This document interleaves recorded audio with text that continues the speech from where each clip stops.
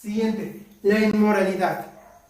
Cualquier factor, ya sea de la moral de tu personaje. De hecho, acabamos de terminar la serie de cómo hacer un villano y ahí expliqué que la moral depende del mundo que hayas creado, la moral que existe ahí, la moral de tus personajes, más allá de solamente la moral del mundo cotidiano en el que te desarrollas. Entonces, ¿cómo manejas aspectos inmorales? Muy fácilmente son algo que te puede generar horror. ¿Por qué? Porque ya desde este punto de que es inmoral ya lo vemos como algo que es malo. Entonces, si ya se ve como algo que es malo, el hecho de que esté presente va a incomodar. ¿Cómo? Así parecer, ya sea que para estos personajes es bueno o que esta inmoralidad es lo natural o el status quo. Volvemos a aspectos de combinar lo que no debería ser con lo que debería ser. Al poner esa inmoralidad como algo bueno, como algo normal o como algo recurrente, va a causar enojo, va a causar desesperación en la persona, porque no lo puede ver como algo natural y lo va a querer rechazar. Lo que te decía, las emociones desagradables son lo que buscas en el horror. Siguiente, deconstrucción narrativa. ¿A qué me refiero a esto? Me refiero a que se deforme la manera en la que algo se narra de tal modo, ya sea que esto se vuelve incomprensible o solamente difícil de entender, que me haga sentir mal por tratarlo de entender tal cual. Te voy a dejar en la descripción también el link a una historia que me parece que se llama Abstraction o Fraction, algo así. Es un manga de un mangaka de Guro, y esta justamente es una forma muy rara de narrar. Las primeras hojas te puede causar confusión, hay que terminarlo para poderle más o menos entender. Entonces, al narrarte de manera tan extraña, tan incomprensible, primero un punto y después otro, causa dolor de cabeza, y ese dolor de cabeza se vuelve incómodo y llegamos al objetivo. Mirada dolorosa. Las miradas dolorosas pues ya hacen sentir mal de por sí, y esto puede ser tanto en el rostro de algún personaje como propiamente poner algún rostro en un árbol, poner esta ambientación triste, melancólica. Los personajes que muy recurrentemente hay en algunos dibujos donde tienen todo el ojo negro alrededor, después blanco y un puntito, suelen generar esta incomodidad, este dolor. Es prácticamente tratar de generar esta emoción por simple células reflejo o células espejo, o sea, por simple empatía, que directamente muestras el dolor, puede ser con la paleta de colores, con el tipo de dibujo y demás. Directamente quieres sentir dolor, usa conceptos de dolor y esos plásmalos tal cual, para que la persona al recibir esa exposición lo sienta. Siguiente, y entramos a humor negro. Humor negro, de hecho, bueno, te voy a dejar una vez más un video acá abajo de cómo hacer humor negro. Tiene una explicación muy breve, te va a ser de mucha utilidad. El humor negro consiste en infravalorar las consecuencias de las acciones o de las situaciones por una moral un tanto artificial que haga parecer que son algo normal. Esto suena muy complicado, dicho de manera más simple, es no tanto burlarte de una desgracia, es más como si las desgracias se volvieran tan naturales como el aspecto de la inmoralidad, que simplemente pasan como una venta al mayor, o simplemente pasa y es como si nada. Entonces eso es lo que va a usarse en el caso del horror, el hacer creer que todas esas desgracias son tan naturales y quizás hasta risibles, no porque alguien se burle de ellas, sino porque no pasa nada porque ello haya sucedido, todo sigue exactamente igual. Y muy probablemente, como varios puntos, ya hay gente que se siente incómoda al oír esto. Yo mismo me siento incómodo al explicarles cada punto de este pizarrón. Ahora vamos a enfermedades. No importa si son reales o ficticias, van a servir para causar horror. ¿Por qué? Porque generan malestares en el cuerpo y en la mente. Si tú quieres hablar de enfermedades y manejarlas de manera grotesca, te recomiendo que investigues y estudies varias, tanto su fisiopatología como sus signos y síntomas. Esto te va a ayudar para irnos recabando y ver qué situaciones parecidas puedes retomar, cuáles te causan un mayor desagrado y cuáles vas a presentar por ello, haciendo énfasis en todo aquello que sea lo más desagradable para ti de esas enfermedades.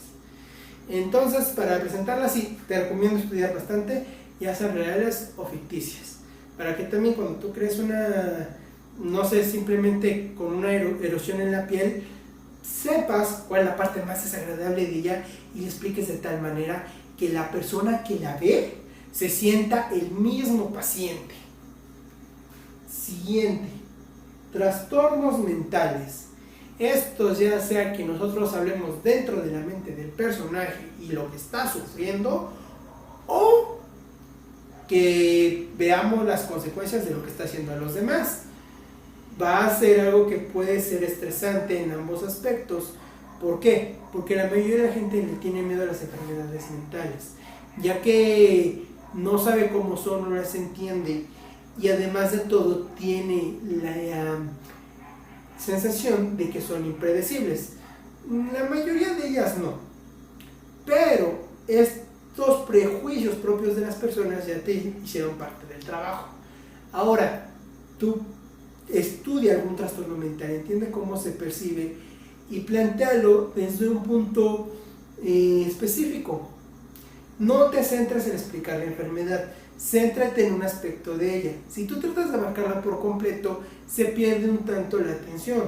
Pero si tú te centras en el sufrimiento por un aspecto, o la sensación de querer gritar, o cómo se ve por dentro, etc., vas a hacer el suficiente estrés en tu espectador. Y te recomiendo, para que puedas hacer esto, buscar directamente obras hechas por personas con enfermedades mentales, ya sea canciones, dibujos, cuentos, etcétera, para que los puedas entender mejor. ¿Por qué? Porque si no tienes esa documentación, esa referencia, realmente lo que vas a expresar va a ser solamente un prejuicio. Y bueno, la verdad es que las enfermedades mentales generan un estado tan desagradable dentro de la persona, tan caótico, que los prejuicios realmente no tienen nada que ver, están muy lejos de y no transmiten esas emociones. Ahora, vamos a relaciones enfermizas.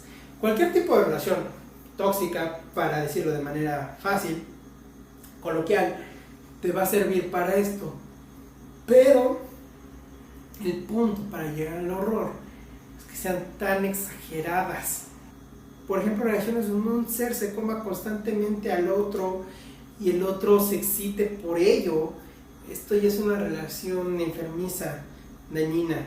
No te centres solamente en algo donde uno lo pasa mal y el otro está en un círculo vicioso, sino que realmente la situación es espantosa, que pienses, bueno, yo saldría corriendo, pero los integrantes de esa relación deciden mantenerla. Pueden o no estar de acuerdo, pero deciden que lo que prefieren es tenerla presente y unida. Eso es lo que va a causar el horror. ¿Por qué? Porque tratar de entender cómo alguien podría permanecer en un lugar así es lo que causa el shock en la persona. Siguiente, gore. Ya casi terminamos, y aquí les decía que la sangre, las tripas y todo eso, bueno, sí, definitivamente va a ser un recurso de toda la vida del horror, uno muy simple de hacer, pero te recomiendo que estudies algo de anatomía. Y sí, hay veces que se tienen que ver exagerados, falsos, pero que tengan alguna congruencia. ¿Por qué? Porque justamente el hecho de que ese gore cause ese dolor, esa incomodidad, es que cuando cuerpo se lacere, más allá de si hay mucha sangre o poca sangre, es que parezca algo que le podría pasar a la persona que lo está viendo. Sin embargo, si el cuerpo era un cúmulo de paté, pues realmente no va a sentir esa emoción. Más bien será una sensación como, ¿qué es eso? Quizá pueda sentir una sensación de desagrado por la deformación, pero no mucho más allá. Va a verse solamente como una deformación, no se va a ver realmente como una mutilación. Para que sea como una mutilación sí tienes que tener cierto conocimiento para ver cómo se vería, para describirlo, para dibujarlo. Por ejemplo, Happy Tree Friends, una situación que hace que genere también incomodidades, que aunque sean peluches, las partes del cuerpo, el esqueleto, los órganos, o la lengua, o los nervios del ojo, los tienen. No es simplemente una bola de engrudo que sale botando con colores rojos. Ahora, la tortura, también un recurso muy sencillo, muy común para generar horror. Aquí hay una gran gama de posibilidades si quieres manejarlo, tanto en la situación emocional como en la situación de tortura física, y siempre va a causar incomodidad porque lo natural justamente no va a ser ver a alguien siendo lacerado de esa manera. Entonces este recurso, básicamente como lo manejes, va a ser útil para causar este horror en tus espectadores. Y eso sí, si quieres generarlo, puede no ser muy gráfico, pero necesitas dar un contexto para que te entiendan. Si el espectador no entiende a qué te refieres con el nombre, por ejemplo, de usar la pera, no va a causar emoción. Sin embargo, ya sea por un dibujo o por algunas palabras, o directamente que se lo diste a un público específicamente que sabe que es la tortura de la pera, entonces sí va a funcionar. Mientras tu público específico no tenga conocimiento de cómo funcionan esas torturas, no va a causar nada, porque simplemente es como si yo te hablara en otro idioma. Eso es lo que tienes que cuidar para que funcione esta técnica. Es muy simple, pero el espectador debe de conocerla. Y bueno, después de hablar de todas estas atrocidades, terminamos con la serie de cómo escribir horror. Y la próxima va a ser cómo escribir terror, para ver que hay unas diferencias y no nos vamos a centrar tanto en sentir esta repugnancia, sino en causar miedo.